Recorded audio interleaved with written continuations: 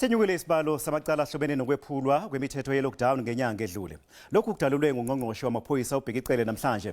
UCele uthi konke lokhu kwenziwe ukuxegiswa kwemithetho yeLockdown, ukuvumela ukusebenza kweminye imikhakha yomnotho wezwe. UNgqongqoshe ubelandisa abezindaba ngenqubekela phambili eyenziwe ngumbutho wakhe ukuqinisekisa ukuthotshelwa kwemithetho Lockdown. Yes, I understand. Yes. Akubanga lula kubemi boMzantsi Afrika ukuqhelana nemigqaliselo ye-COVID-19. Nabezomthetho ke befaka ulwamvela ngakumbi ekuqinisekiseni kokuba iyathotyelwa le miqathango.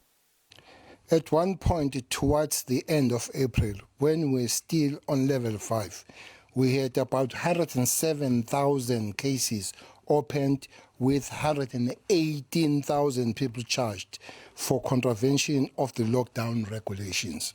Kanti ke nombandela wokuthutyeleziswa kotywala necuba uthwalisa uxanduva kwaba kwantsasana bambi ke sele bengapha kwezitshixo ngokwenza oko.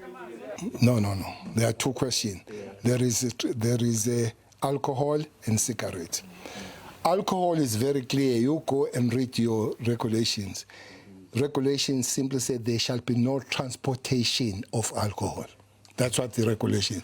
Whether it's in your basket, whether it's in your pocket, so long you create some form of transport, you shall not be allowed to transport. Mphatsi wamaphoyisa uthi ube khona nokuthimbilili xa uqwalaselwa ulwaphulo mthetho jikelele, kodwa ke kwamanye amacandelo ube khona ufunqunqu.